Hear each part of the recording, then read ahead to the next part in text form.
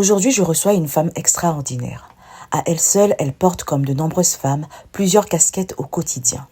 Femme, mère, épouse, elle doit faire face aux défis que chacune de ses responsabilités lui incombe. Dans cette situation, la charge mentale peut être lourde et créer quelques troubles. Fatigue, dépression et burn-out peuvent alors s'inviter dans le foyer. Mais heureusement, il existe des solutions simples qui peuvent aider certains parents à se sentir moins oppressés par cette charge mentale. On en parle tout de suite avec Monica Tsulu. Elle est coach en développement personnel.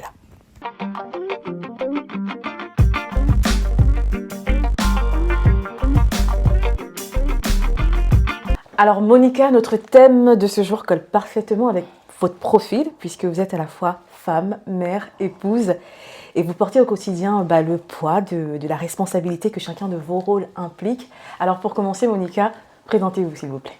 Bonjour ma vie, je suis Monica Tsulu, épouse, mère de 6 enfants. Je suis coach en développement personnel, je traite les blessures de l'âme, toutes ces choses qui nous empêchent de nous épanouir une fois arrivés à l'âge adulte, qui nous ont malmenés, mais sur lesquels on n'a pas su mettre des mots sur des mots. Donc moi j'accompagne des personnes pour vraiment être la personne dont elles ont toujours rêvé, être même dans leurs rêves les plus anciens. Et à chaque étape de la vie, c'est vrai que ça peut être compliqué, mais une fois qu'on met l'accent, le doigt sur les choses qui ne vont pas, on arrive à s'épanouir parce qu'il y a un chemin, il y a l'acceptation, on sort du déni, voilà, il y a des choses à mettre en place et libérer la parole. Et à côté de ça aussi, je suis présidente de l'association Existe, qui accompagne les parents d'enfants malades, parce que lorsque la maladie s'invite chez vous, on accompagne l'enfant, mais on en oublie parfois le parent. Je suis mère d'un enfant malade, diabétique, depuis maintenant un petit peu plus de 10 ans. Je tiens à dire aux parents que ça va, mais tout ça aussi fait partie des blessures de l'âme, parce que lorsque la maladie s'invite, c'est un monde qui s'écroule et c'est des réalités auxquelles on doit faire face. Alors vous n'accompagnez exclusivement que les femmes ? Non, hommes comme femmes. Hommes comme femmes, d'accord. Oui. Je ne suis pas féministe. D'accord. Mais écoutez, il n'y a pas de mal à être féministe. Ok, très bien. En tout cas, aujourd'hui, vous êtes mariée, maman de 6 enfants, comme vous l'avez dit, et votre parcours de femme n'a pas été aussi facile avant d'atteindre la stabilité que vous avez aujourd'hui. Bien sûr. Racontez-nous un peu ce que vous avez vécu. Alors, tout part d'une histoire personnelle. Comme beaucoup de femmes, j'avais des rêves, j'avais des désirs, j'avais des envies. Dans une première vie, moi ce que j'appelle dans une première vie, c'est-à-dire une première union, j'ai eu 3 enfants et ensuite la vie a fait que nos chemins se séparent avec la personne avec qui j'étais à l'époque. J'ai parcouru un moment un petit peu compliqué parce que voilà, il faut réorganiser certaines choses dans sa vie et j'ai ouvert mon cœur et j'ai tendu la main à quelqu'un avec qui on s'est accompagné dans nos chemins de vie, qui aujourd'hui fait que la famille que l'on a construite à 2, on a 3 enfants ensemble, ce qui fait qu'on est aujourd'hui parents de 6 enfants. En fait, ça match parce qu'on a su guérir de nos blessures, on a su se faire confiance et surtout, j'ai su aussi, moi, en tant que femme, me dire que c'est dur, mais rien n'est impossible. Effectivement. Donc, vous dites qu'à 30 ans, vous vous êtes séparés et vous vous êtes retrouvés seuls avec 3 enfants. Quels ont été vos défis à ce moment-là en tant que maman solo ? Le premier défi, je dirais que mes enfants devaient me voir forte à tout moment. Mais quand on se dit ça, on oublie aussi qu'on a le droit de tomber et qu'il faut que l'on tombe justement pour que lorsque l'on se relève, lorsque cette résilience qui au final que l'on met en place sans même qu'on le veuille s'installe, ce ne soit pas des faux semblants. Parce qu'on peut être résilient, on se relève, mais avec beaucoup de faux semblants. Et ça, c'est une valeur que j'ai voulu inculquer à mes enfants, de se dire que il faut que l'on sorte des faux semblants, mais surtout je leur ai montré que malgré les difficultés, demain ça ira toujours mieux en fait, l'espoir. Ouais. Et pendant la même période, vous apprenez que votre enfant était malade ou bien c'est après ? Ah non, je me sépare un jour d'août 2012 et un jour de mai 2013. Donc du coup, parce que voilà, le diabète, c'est quelque chose qui est sourd et qui se réveille un peu, petit à petit, mais que l'on se dit ça n'arrive que chez les autres. Donc les symptômes, on ne les connaît pas vraiment. Et lorsque je décide d'aller consulter un soir de mai 2013, là c'est le monde qui s'écroule et je me dis que... Et là les médecins disent que votre fille elle est diabétique et que voilà, vous repartirez pas chez vous. J'entendais le diabète mais je ne savais pas ce que c'était. Ouais. Et là c'est une réorganisation complète parce qu'il n'y a pas que la fille, mais il y a les frères derrière. Et comment vous gérez tout ça au quotidien? Bonne question. J'ai des super pouvoirs, je suis une super maman, une superbe femme, donc du coup, je tombe et je me permets de tomber, je pleure beaucoup, j'en veux à la vie, beaucoup de questionnements, beaucoup de colère, mais ce qui m'a aidé à me maintenir debout, c'est le sourire de ma fille. Les premiers moments, on était complètement dans un déni, je pense, elle et moi, parce qu'on en riait. On riait de l'insuline, on riait voilà, de ce protocole que l'on devait mettre en place. Et elle me disait, maman, ça va. Et c'est vraiment ce qui m'a aidée en fait à tenir. Et aujourd'hui, vous arrivez à parfaitement gérer vos 6 enfants? Ah oui, non, mais complètement. Aujourd'hui, bon, j'ai des enfants. Moi, j'ai tout âge à la maison. Hein. Ça va de 20 ans à 2 ans et demi. Waouh 2 ans et demi, d'accord. J'ai des préadultes, j'ai des ados, j'ai des bébés, j'ai des enfants. Mais, vous êtes toujours dans les couches. Voilà, mais parce que c'est une équipe au final. Et on s'entraide. Parce que je ne suis pas toute seule. Et je pense que c'est cette cohésion, c'est cette force d'équipe qui fait qu'aujourd'hui, ça match en fait. Alors, il y a de l'entraide, oui, mais je pense que vous restez quand même, en tant que maman, la pièce maîtresse peut-être de votre foyer. On est toujours la pièce maîtresse parce qu'il y a toujours quelque chose que l'on ne trouve pas à la maison. On a besoin de maman. Et c'est vrai que même si les grands aident, mais on veut aussi, en tant que maman, se dire que je suis là. Parce qu'à côté de ça aussi, je travaille, j'ai mon travail, je suis gestionnaire de sinistre. Mais quand je suis là, je veux que mes enfants sentent que maman est là. C'est-à-dire que je fais à manger, je fais le ménage, je fais les lessives, voilà, mais en fait, je délègue, mais je suis toujours présente, toujours. Ah mais c'est pas facile en plus, vous n'êtes pas mère au foyer, hein? Non, je suis pas mère au foyer. Comment vous faites pour concilier tout ça? C'est une organisation, là où les jeunes filles dorment à 21h, moi je dors à 1h du matin pour me réveiller à 5h. Parce que voilà, il y a un lendemain et que le lendemain, les choses elles doivent être mises en place. Les enfants doivent aller à l'école, ne doivent pas être en retard, doivent être propres. Parce qu'il y a aussi cette image de la famille nombreuse. Les enfants sont un petit peu éparpillés et il y a le jugement des gens.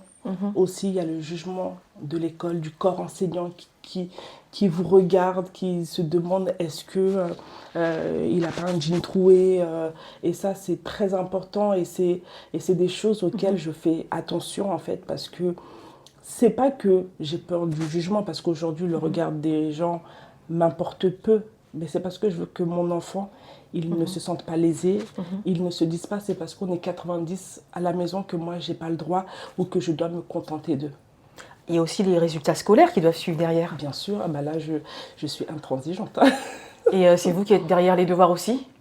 Moi et le mari, parce que derrière tout ça aussi il y a un homme qui aide à la maison et qui fait aussi son rôle de père, qui fait les devoirs pendant que moi je suis à la cuisine, qui accompagne au foot, qui participe aussi, même si il est vrai que je participerai toujours plus, parce que je suis la maman, je suis la femme, je suis l'épouse, et dans toutes mes casquettes, je reste la pièce maîtresse en fait. Et en termes de répartition des tâches, parce que là vous dites que votre mari participe, mais en termes de répartition, on est à combien à peu près?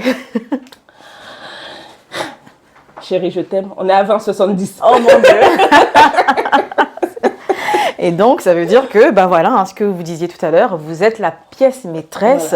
Voilà. Presque tout repose sur vous. Hein, oui. Et ce qui peut remettre quand même en cause la place de l'homme dans le foyer. Il y en a qui... Bon, le vôtre, il participe, on va dire, à 20%, mais il y en a qui sont carrément absents. Qu'est-ce qu'on devrait faire? En fait, je pense que dès le départ, il y a des choses qui doivent être définies à partir du moment où je vais prendre le cas, à partir du moment où on devient parent, il faut aussi dire à l'autre, j'ai besoin de toi.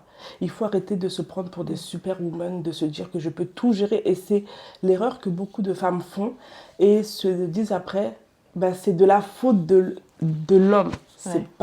C'est de sa faute, peut-être, mais tu as fait en sorte de le laisser dans ce cocon, en fait, où il a pris des aises et il a du mal à en sortir parce que, ben, voilà, t'as pas fait ce qu'il fallait, mais parce que depuis la nuit des temps, l'homme pense que c'est à la femme de faire les choses aussi. C'est une réalité et ça, je pense que, malheureusement, ben, c'est comme ça, en fait. Mais il y en a qui refusent de s'impliquer, hein. On leur demande juste une tâche et c'est la fin du monde.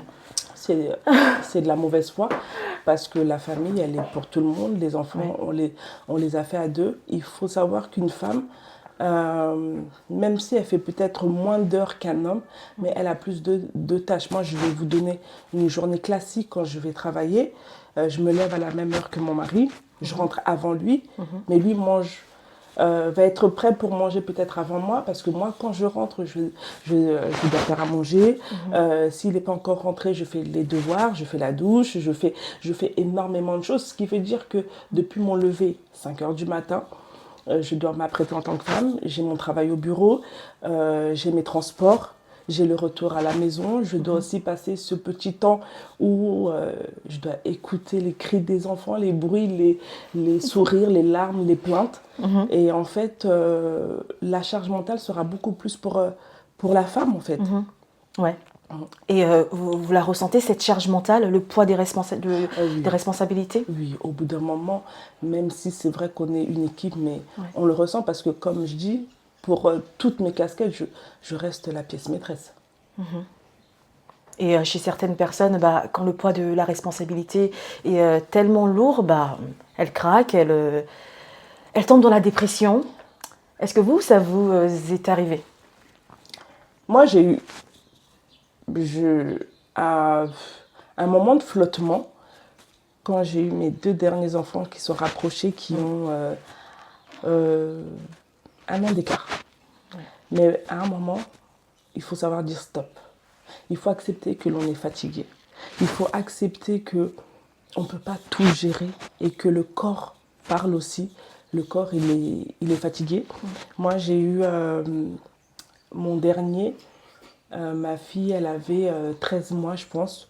Et étant enceinte, ma fille, il fallait encore se réveiller la nuit pour donner le biberon parce que le papa partait au travail et que on a le ventre comme ça avec la sciatique et le corps n'a pas eu le temps de se remettre avant la grossesse d'après, ce qui fait qu'on a ce poids aussi où moi j'ai eu mes enfants après 40 ans, le corps aussi ne répond plus comme quand on a 20 ans et il est vrai qu'aujourd'hui à 44 ans, je m'autorise à dire je suis fatiguée, je ferme la porte, j'éteins les lumières, j'éteins le téléphone et je prends du temps pour moi.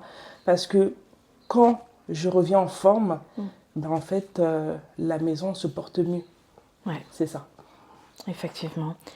Et quand on élève 6 enfants, Monica, on connaît forcément des moments de faiblesse, vous l'avez dit, hein, et malgré tout, vous n'avez jamais renoncé à chacun de vos rôles. Non, jamais, parce que c'est une vie que j'ai choisie. Oui. J'ai fait le choix d'avoir les enfants. J'ai fait le choix d'être épouse. J'ai fait le choix d'être femme entrepreneur aujourd'hui. J'ai fait le choix d'être employée ailleurs. Donc en fait, je trouve mon équilibre partout et je pense que c'est ça qui fait que je me sente bien aussi. Je trouve mon épanouissement parce que je dirais que Quand je suis sur le plateau ici, c'est un exutoire pour moi. Et quand je rentre, et quand je sors d'ici, j'ai aussi hâte de retrouver mes enfants qui font partie de moi.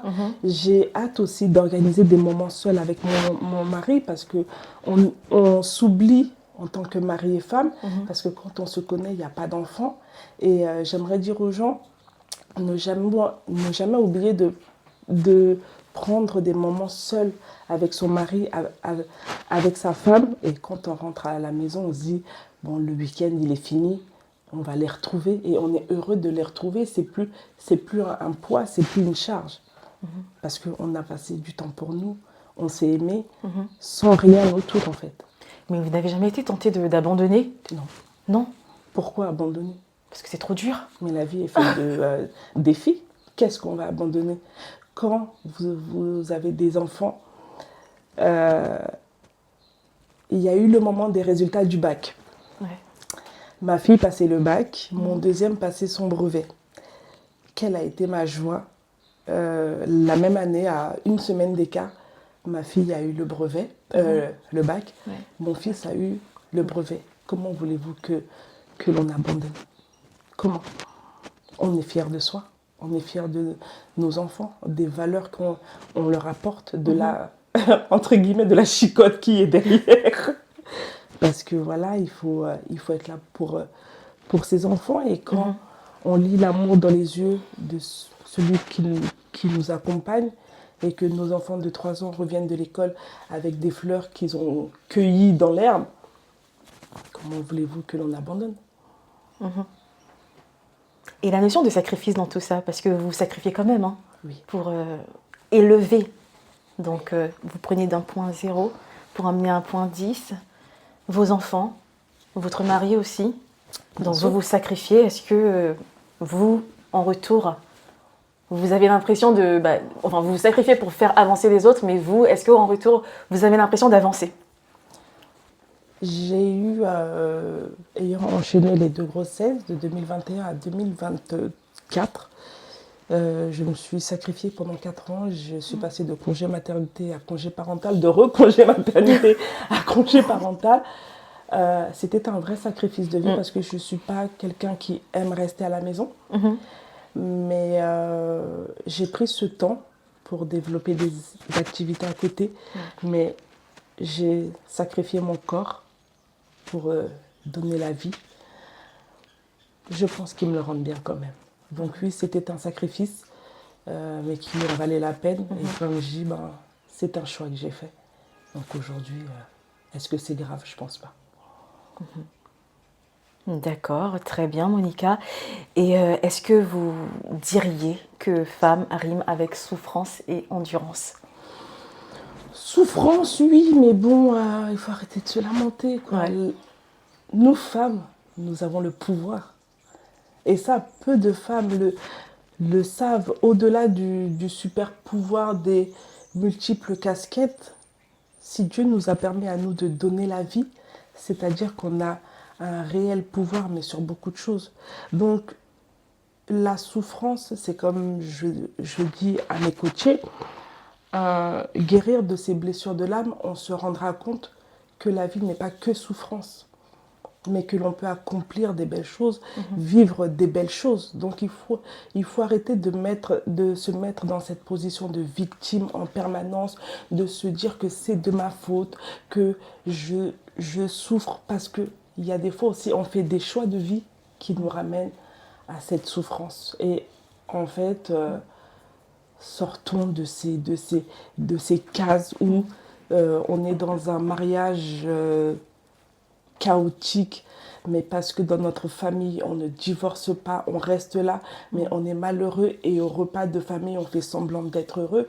Mais lorsque l'on rentre, qu'est-ce que l'on vit? Qu'est-ce que l'on partage avec son époux? Et les enfants le ressentent. Les enfants ressentent le mal-être des parents. Et ça, les parents l'oublient. Les enfants, en plus, les enfants de nouvelle génération, YouTube, Snapchat, les enfants Instagrammables, ils ressentent beaucoup de choses. Parce que les parents vivent de faux semblants, des photos Instagram qui doivent être parfaites, de filtres. parce qu'on doit montrer que chez nous, tout est parfait, mais au final, ce sont les mêmes personnes. Après que l'on entend, il y a des féminicides, il y a des divorces, il y a des choses qui ne vont pas, il y a des enfants qui passent de l'autre côté volontairement parce que dans la maison, ça ne va pas en fait.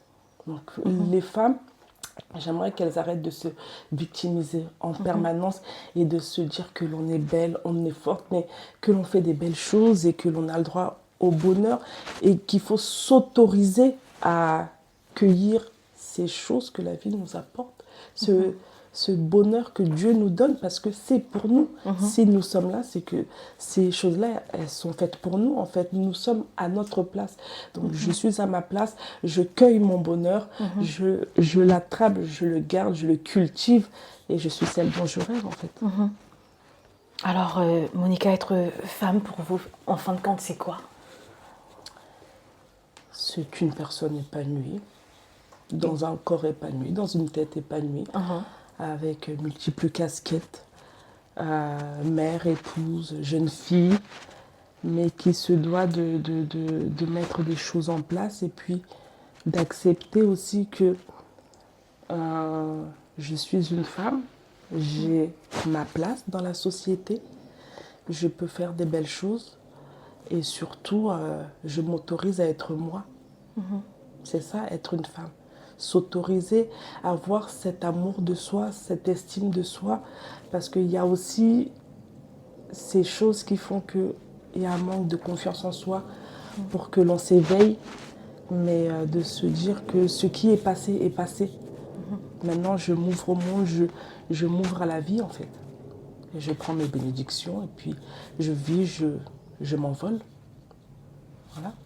Alors, il y a la notion de femme forte qui s'est développée ces derniers temps, on entend souvent. Est-ce que vous diriez que vous êtes une femme forte?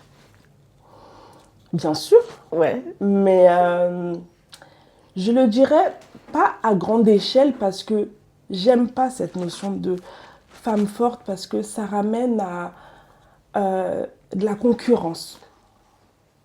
Je dirais que je suis une femme éveillée. Je suis une femme qui a conscience de sa place dans la société. Parce qu'aujourd'hui, une femme forte, c'est être une femme qui a vécu que des choses malheureuses.